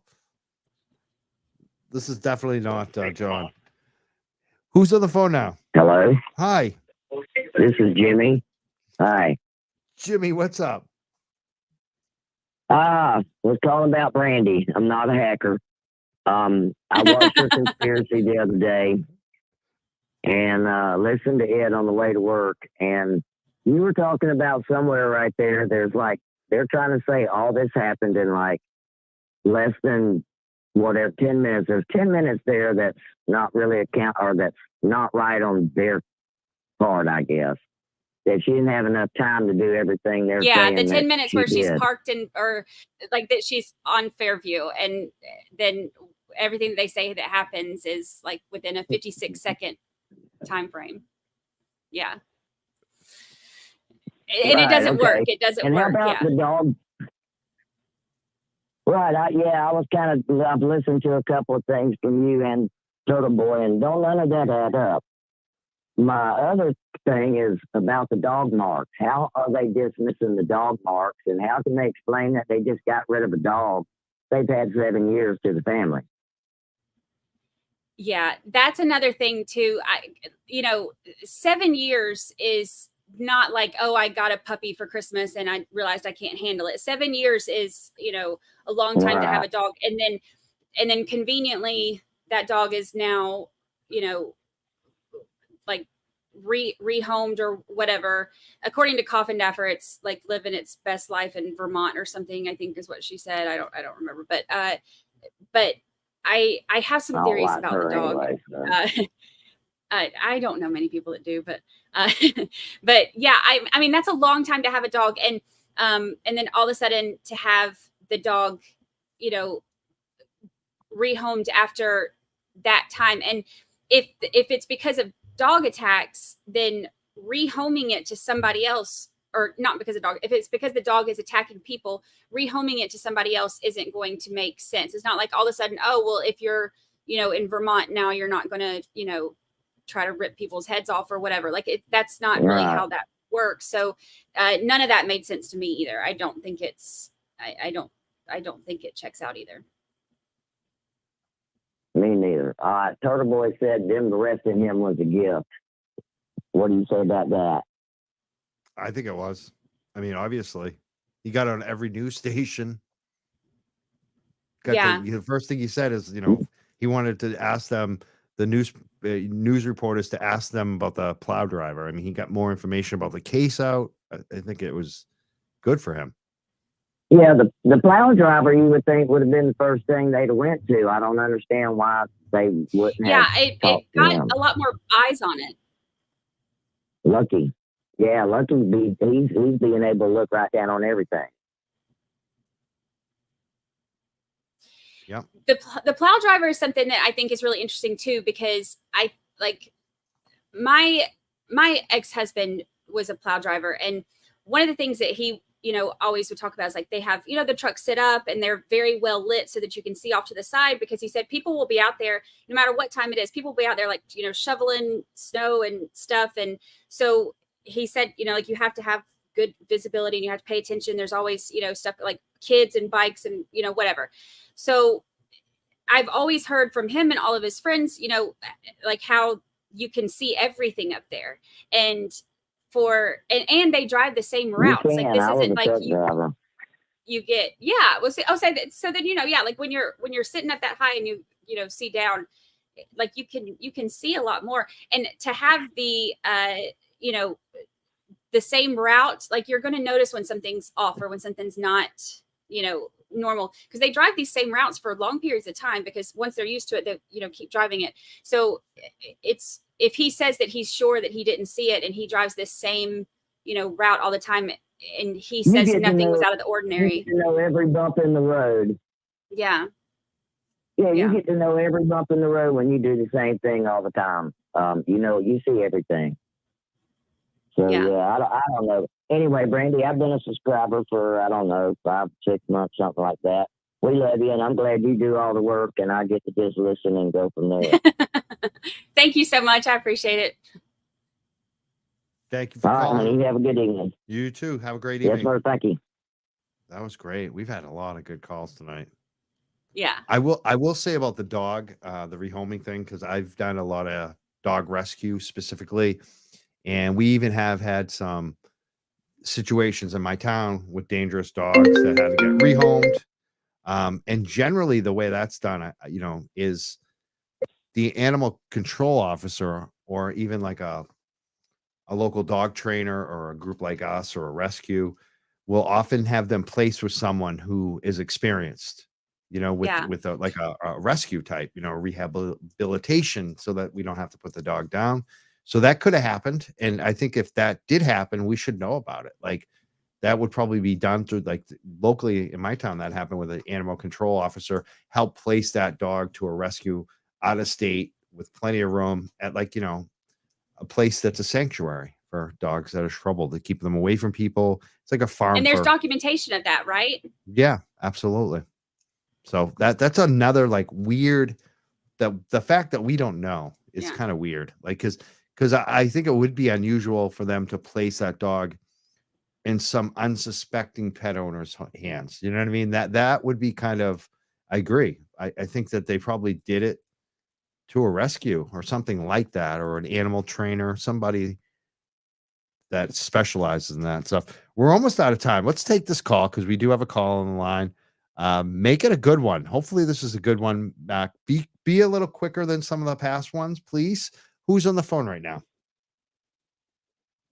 Hey, Mike, Tom DeRosa. How are you? Tom, how you doing, man? Excellent, Brandy. Love your work. Thank you so much. I appreciate that. All right, quick question. Yes. Cell phone data. Have you thought of starting with the phone, starting inside the house as if it was left there by accident, or they had it to try and scrub it? And then they put the phone out after the fact. Have you thought about that? Yes, because there's a 10-minute period where Jen McCabe is not calling him anymore. And that's one of the things that I thought of, just like when I'm working through different possible theories in my head, there's a 10-minute period where she's not calling him anymore. And then all of a sudden she starts calling him back to back and, over and over. And also during that time frame where she's not calling, there are some steps that start, and she's the steps are starting and they're registering on her watch, but not her phone. So it's like she's not messing with her phone yet, but she's up doing something. And then she starts calling, and the steps, are during that block. So we don't know. There's one period where they register on her phone. It's only like 16 steps. So one of my thoughts was like, okay, maybe she's, if something happened and then they're like, oh crap, what about the phone? And then they're calling the phone and trying to, find out where it is, if it dropped, coming in or something like that. That was one of my thoughts about that. If they were trying to, if those back-to-back calls and texts, after the gap of no calls and texts were for that reason. And also it's really weird that Jen McCabe said it. Sorry, it's also just really weird that Jen McCabe said in her statement that the phone was underneath John's body. That's a really weird thing to be in her statement. That was something that really stood out to me too, because how'd she know that? Like, unless she was right there when they took him off, which from everything else, the way it sounded, she wasn't right there when they took him off. She had gone over there, to the car. So how would she have known that his phone was right there? And there's no chain of command or documentation of, who had the phone at what times. The steps on his phone are very weird, which I've been comparing those to other people who were there at the time. There's something that's off about his phone, and there's constant steps from the time that they get there until I can't remember what time it was, like 11 or something in the morning. And then there's a little break, and then there's some more. So something's up with his phone, but it was really strange for her to not have been over there when they moved him. She's at this point supposed to be over in the car, with Karen. For her, according to her statement, to say his phone was underneath his body is insane to me. But also, was it? Because nobody has, it's not listed as being taken. Like, that's one of the things that's always listed, when you take it, it should be on that sheet, and it's not. Well, if she had it, she could have given it to whomever and say, here, this was found under his body. I just got one more quick question. With all your experience and all the things that you've seen, have you ever seen the state police of anywhere in the entire country, ever seen the state police refuse to ask for video footage from the deputy chief that lived across the street that captured it all? Like, this is like the best Massachusetts has to offer. You have cameras that captured the scene that they just didn't even bother asking about. How is that? It blows my mind. Because, video evidence should be one of the very first things that they do, because that's one of those, anchor data that I was talking about earlier, where, you can't really lie about that. If it's a clear shot and you can see what happens, that's something that is going to give you, that's truth. And that should be what they're looking for, is truth. Like, they don't need to look for a conviction. They need to look for truth. And if you have video, that's one of the first things that should have been done, is, canvass the neighborhood and ask for, video footage, especially as many people have Ring cameras and stuff now. So it blows my mind. Thank you, Tom. All right, guys. Thank you, Mike. Good job. Have a good night. A lot of good calls. Thank you. I think they did ask for that camera footage from him, though. The guy across the street, Kelleher. There was the one that who said he had the I don't have the addresses in front, but there was the one that said that he had his camera, but it didn't show. And then there was I can't remember which one it was that they said that they never asked him. There was in the I think it was in one of the defense documents or whatever, where it was saying that they didn't even they pointed out that they didn't even ask him. I think the next door, yeah, but not the police chief. The lieutenant police, or the assistant police chief, whatever they call him, Tom Kelleher. I went to college with him, actually. I used to drink beers with him. Oh, I haven't really? seen him in like 25 years, but he's a good guy. But having a camera at my home, I will definitely say, for me, even if the main house where the accident happened in front of, the Albert house, even if he had cameras that were working, to me, it's not surprising that he probably wouldn't have caught anything. Because like if I have people over at my house, I turn the cameras off. You know, I think for most people, I think you turn your cameras on when you're not at home or when you're sleeping. You know, when your family or friends are coming in and out of your house, you generally turn the cameras off. I don't know if everyone does that, but that's the way I do it. So I would not be surprised that, you know, that's the reason why some of them don't have any footage. But again, I think that you point out, Brandy, and so many times Aiden has too, how many cameras they didn't try to get. Like that's the key, is like how many people they didn't talk to. They didn't try to investigate this. They No. You could tell because even with him saying, you know, that it didn't show anything, okay, well, so give it to us. Like that's exactly. how can you just accept that as, you know, oh, okay, well, all right, then carry on. You know, like you don't know what's in there if you don't see it. You could see, you know, it could corroborate, you know, any comings or goings. If you saw somebody else, you know, on the street at some time, there's so many different things. You don't know what could be on there unless you get it. So no matter what he says it covered, they should have taken it anyway. Yep. You know what? And it's funny because it's so funny when you think that you're probably like everyone else. Because as soon as I said that, we got 6 comments that are just like this, and they say, "What? Most people leave them on all the time." A CA on YouTube says mine are on all the time. Another Sharon says mine turn on with the movement. Another one says either way they should have requested the data, but a lot of people are saying they actually do keep them on all the time. I generally don't, because I try to, I guess, conserve the battery. I don't want to watch myself going in and out of the house. I'm a dog walker, so I'm leaving the house all the time during the day.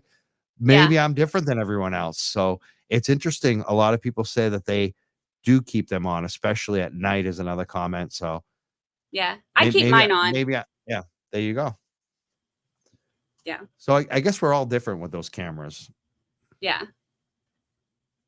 But I think that's the key point, is that they didn't ask everyone, especially on the route. Like, you know, there was so many things that they did miss. Mm-hmm.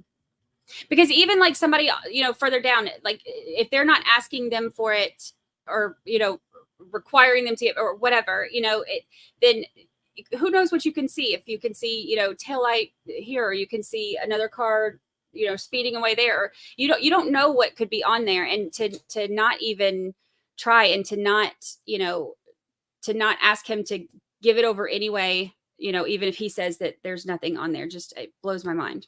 But this whole case has blown my mind, which is why I don't sleep at night anymore.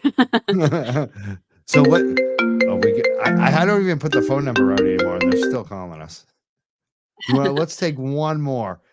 We're like overtime right now, but we'll take one more. Why not?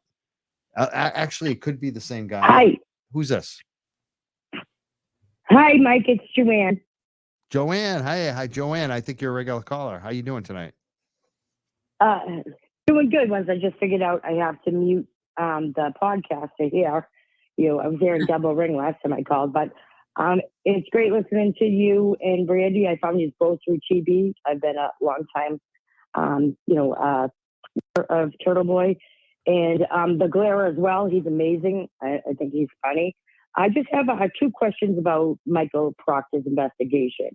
One, it might have went over. I didn't get on the podcast till later, but is it unusual that he did the geofence that he only did for Android? Like, why would he just do for the 2 main brands, Android and iPhone? So that's weird. Yeah, it's definitely unusual. And that's one of the things that I put in one of the episodes too, because I think it was like 62% of people have an iPhone, but only like 30-something% have Android. And so that was one of the things that I said too. And knowing that, you know, they have iPhones, if he's taking, you know, supposedly taking the evidence, you know, like they know that the phones that were collected were seen were iPhones. So to not do it for iPhones, I think it was not only intentional, but it was sneaky. And when Lally sent, you know, when they turned around and requested to get the Apple stuff too, and Lally sent that, you know, right, that thing saying, "Oh yeah, like they got the request, they're going to get it," and he sent them the old one. I think that was intentional too. Like that's not something you mistake. That was right. That's not. It's like they keep making like it worse and worse. You know, I mean, why not? I was thinking, does it cost more money to get the iPhone? She doesn't want to put out for the iPhone, just the Android, like a request. But okay, so that's with my second one. Isn't it weird that Michael Proctor was not even on duty that day and just happens to go in and becomes the lead investigator? I mean, even the other guy that found the taillight was off duty that day. The other police officer, I think, was the chief of police of Canton or somebody. Another police officer was driving by on his day off and happened to find, the taillight, in the snow after the fact. Right. Yeah. So it's just these people are not even on duty. And they just happen to be, I mean, I don't and even the judge, I'll go get it, Yeah.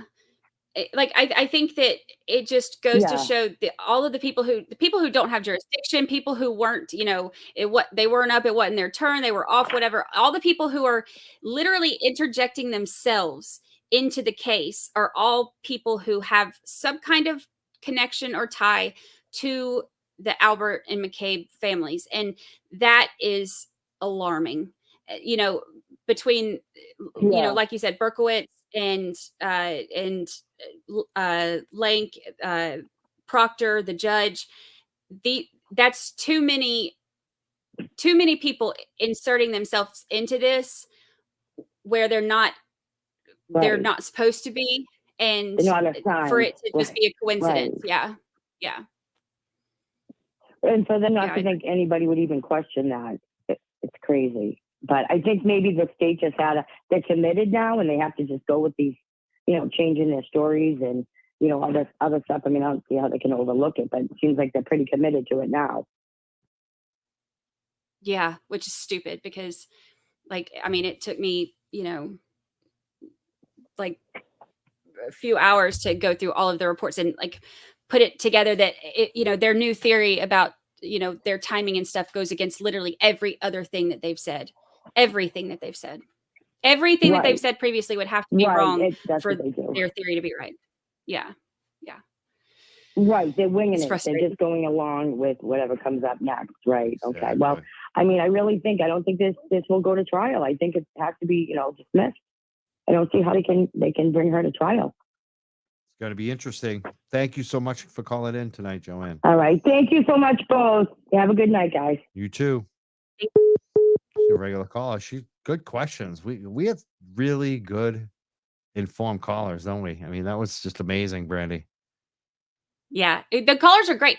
Like one thing I've noticed is that the people are very into the details of this case. And I think that's one of the reasons that people were a little bit, they gave me some hard, I got some harsh, comments and stuff in the beginning because they're like, you didn't even say this. You didn't even say this. And I'm like, okay, y'all keep in mind, I am introducing this case to people who have never heard of it. Right. Just be patient. Give me time. I've got to walk them through, the whole process, because a lot of my viewers and listeners and stuff are people that haven't been, digging through this for a long period of time. So I got a lot of crap in the beginning about, how, I wasn't telling everything, and I'm like, you can't tell everything in a 50-minute podcast. You have to give me time to make it through it. So, but it's gotten better now that everybody has seen okay, this is a process, we're getting there, we're going through everything. It's gotten better. Awesome. I think you got a lot of new listeners, subscribers tonight, it sounds like, too. We had quite a few people. Yeah. Hopefully it gets out to even more people. We've been noticing too, just more interest in this all the time. I'm hearing from people in my life are asking me about it that normally, aren't as interested in what we're doing on this show. To be honest with you, they're all just asking. They want to know what's going on. I guess one of the last questions I have for Brandy too, as we wrap it up here is, have you ever seen a case like this? Is this the most shocking case out there? Is this there are other cases this shocking out there? I think that the depths of how deep this one goes has been interesting. Like I've covered a few that have, some questionable stuff and some corruption and, that type of thing. But the amount of different agencies is one of the things that you hear people that are going against this saying, like, there's no way, because it does sound wild when you're saying like, oh, state police and Canton police and Boston police, but it's not necessarily all the agencies, family, and I think that's what a lot of the people who are on the outside are saying, like, there's no way, because all of these agencies could be doing it. And I think that's one of the things that's so wild about this is, when you say it like that, like, it sounds crazy, but it's not all these agencies everywhere. It's this family and their connections. And so it is wild. And I've compared, the Alberts and the McCabe's to, like, I've called them like the Boston, area version of the Murdochs because of, their pull on, like the strings that they could pull in the town and stuff like that. And that's like the closest that I've seen to a comparison on, what they're capable of doing with those connections. So it's crazy. Awesome. And we got a bunch of people commenting in the chat saying they're giving you 5 stars on your iTunes. I hope everybody is. Go give 5 stars on iTunes, 13th Juror podcast on iTunes. You can also rate it too now on Spotify. You can give reviews on Spotify. That's a new thing. People should be doing that too. I'll be doing that tonight. I hope you guys also give us some good reviews too, and like and share the content on YouTube if you're watching, wherever else you're watching. I want to thank Brandy so much for being here tonight. Tell everyone again where they can find you and follow you. Yeah, I on Twitter, my handle is at Brandi in Church. It's Brandy with an I. And then I have the YouTube channel is Brandi Churchwell, and then of course 13th Juror podcast is everywhere. And then I have a lot of the charts and pictures and stuff. If you go to 13thjurorpodcast.com, I have like a crazy amount of like charts and pictures and who's who and stuff that makes it a lot easier to keep up with everything. So thank you so much for being here. The last thing we're gonna do, I want to thank again Brandy for being here tonight, but we're gonna let you go, and I just want to go over who's donated tonight and talk about some of the upcoming shows. So thank you so much for being here tonight, Brandy. All right, thank you so much for having me. Bye now. Again, we're the Young Jurks, and I want to thank everyone tonight for donating. We've had a lot of donations tonight. I also want to make sure that you're aware there's going to be a public select board hearing on this Tuesday night at 7 p.m. And we're going to be broadcasting it live. So check that out on our YouTube or Facebook or wherever you follow us. There's also a big party this Saturday. I think there's only a few tickets left if it hasn't sold out already. But if you want to make donations to it too, hit up Nick Rocco and his wife, Jenna Rocco. If you're a business owner too and you want to make donations to the cause, they do a lot of raffles. Get involved in that. Justice for John O'Keefe and Karen Reed. Follow the Facebook group. Find Nick and Jenna Rocco on there. That's a big event coming up this Saturday night at the VFW in Malden. I'm hoping to go there, but I really don't think I can. I think if I do it, my partner is going to get really mad. And I have a dog here that I really can't leave, unfortunately. I so want to go to that. But there's other things going on too. This week, it looks like Aiden is going to be in court, maybe. He's going to be challenging. He's got a really strong lawyer. So there's all kinds of things. And I get on Thursday, I think Kate Peters is going to be in court too, facing some charges. So there's so much going on this week. We'll be all over it. That's why I want to take a few days off, because I knew this week was going to be big and we're going to do a lot more. But I want to go through some of the donations because we have had quite a few donations tonight. Number one, I want to thank Tammy. And again, if you're giving donations to us until tomorrow morning, we're going to give 25% to the Free Turtle Boy Fund, the Turtle Boy Defense Fund, 25% to Karen Reed, and 50% to the Young Jurks, our show, to help keep and fund our show. There is a cost to do this. So it does help us fund that, and we want to actually invest in it. So it really does. We'd really appreciate. Tonight, Tracy gave us $50. Her comment, and if you do, give us money tonight through the Cash App or Venmo, or even until tomorrow morning, again, 50% is going to go to those 2 defense funds, and the rest goes to us. But we also are giving out these Young Jurks bumper stickers to anyone who donates tonight. So if you donate tonight and, later on this evening, maybe you watch it on the replay. If you donate through the Cash App or Venmo, put your address, your name and address in there. If you want us to ship out, mail some free bumper stickers to you. We're going to add those in tonight. Tracy gave us $50. Big donation. She says, TikTok, boom. Free Karen Reed, free Turtle Boy. Keep spreading the word, Mike. Much respect for your coverage of this effing bullshit. Thank you, Tracy. Tracy V gave us $50. Barbara McCarthy gave us $40. She said, great show. Tammy C gave us $37.25. It looks like. She says, bumper sticker, Turtle Love. So she gave us her address. We're going to send her a bumper sticker. Definitely. Those are on Venmo. And let's see what came in on the Cash App, if anything, tonight. And on the Cash App, we did get a couple donos. Sean Colburn gave us $25. And Candace Bowman, I don't even know how to say that. Candace B will say, also gave us $25. And she said, thank you for all your help, Mike, from Candy. And I also want to make sure that I do shout out. There have been a lot of standouts happening. Let me just, one of the donors wanted me to shout that out from a message on his Facebook. So let me just read that out. Sean, who gave us a donation tonight, said, can you give a shout out tonight to Canton peaceful protesters? Our next standout is at the Milton Public Library Thursday, 3 to 6 p.m. Thank you. Looking forward to your show with Brandy tonight. So check it out. There's going to be a standout Thursday night, 3 to 6 p.m. at Milton Public Library on Thursday night. So you got so many things going on. And again, the standouts are happening all across the state, north, south, west. I guess Turtle Boy was out there in a standout in Worcester today. Just, join the groups if you want to get involved in this. Justice for John O'Keefe. Look for it on Facebook, the Facebook group. A lot of activity happening there. I want to thank everyone. 9 p.m. It's just about Aiden's going to be on tonight, Turtle Boy. I want to go watch it like everyone else. So I want to thank everyone for donating. Again, we'll be back on Tuesday night.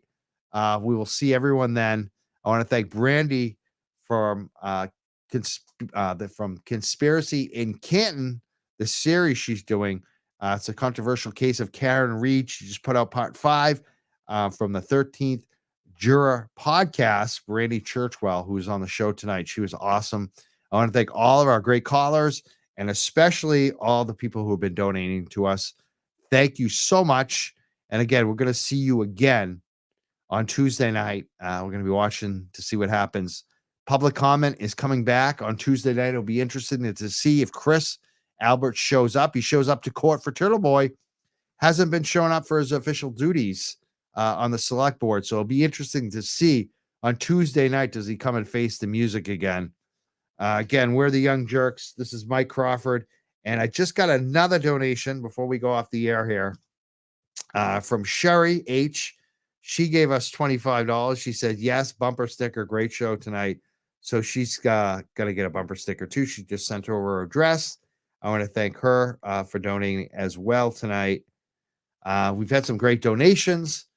Again, we'll see everyone probably in the Turtle Boy chat in a couple minutes. I know a lot of people are going to be watching him tonight.